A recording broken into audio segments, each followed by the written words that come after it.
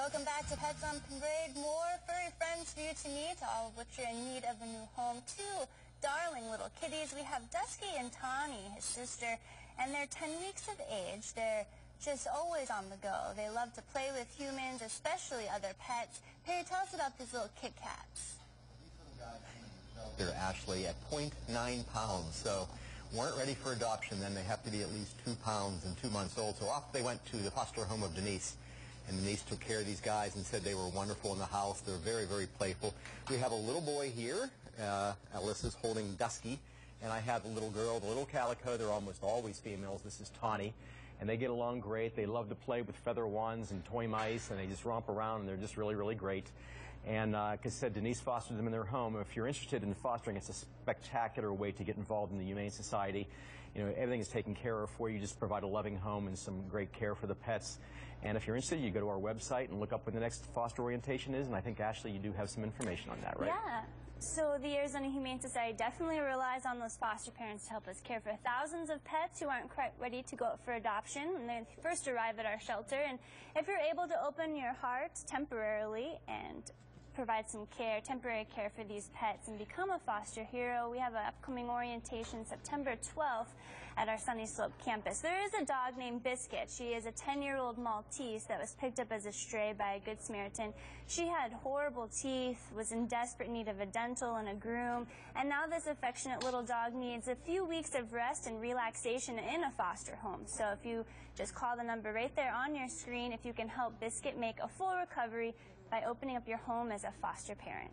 Up next is Bella, and this 14-week-old pup was rescued from deplorable conditions. Megan, even a dog doesn't to live the kind of life that Bella had to suffer. No, she doesn't. So Bella's story started when some concerned neighbors called our field investigators, and they notified our EAMTs that there might be some animals being mistreated in a home. So they went out and evaluated the situation, and it was just so filthy and dirty, as you could see from that picture there. It was just not great conditions, and they found little Bella here actually tied up in the corner of the yard with no access to food or water. So she was just skin and bones, and they gave her some water, as you can see right there, and as soon as she got it, she was just lapping it up and drinking because she was so dehydrated and thirsty. So we got her back to our shelter with the help of the police, who helped us get her out of that situation and back to our Second Chance Animal Hospital, where she was nursed back to health. And as you can see now, she is a happy, healthy, crazy puppy who is just so sweet and has so much love to give, even out of her rough start to life. So, you know, she really just would love a home where she can share all that love with someone. She just seems like she's absolutely thrilled to be just showered with attention, and I'm so excited for her to find a good home today. Thanks, Megan. Well, it's been a long road for little Lola here. Was found as a stray when she was young and recently given up because her owner didn't have time for an energetic 16-week-old kitty. And Lisa, Lola is such a charming little girl, and she's soaking up some attention today.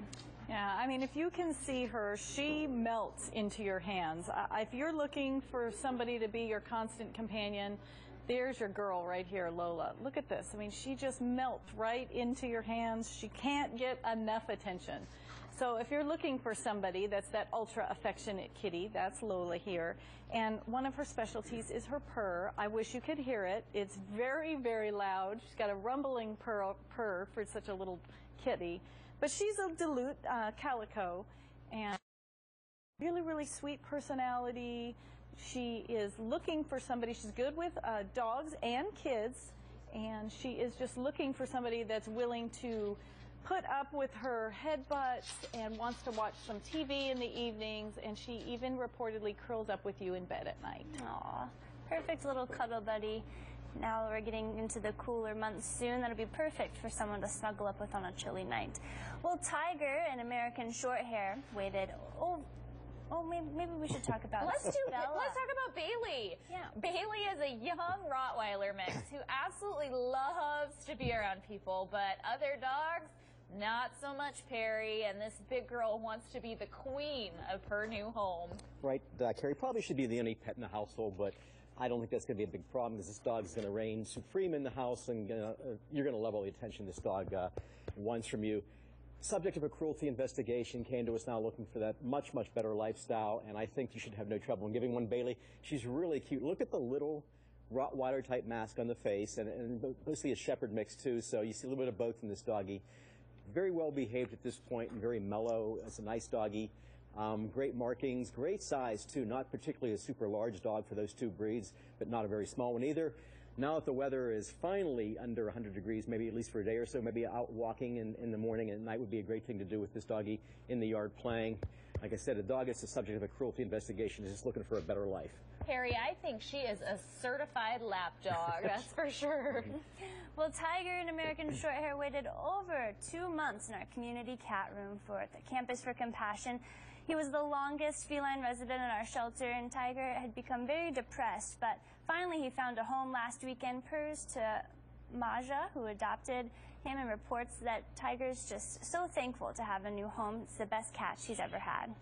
When we meet Olive, and we'll be checking in with our kitten cam to see the action going on in this week's kitten tent. Plus, hear about a canine-friendly happy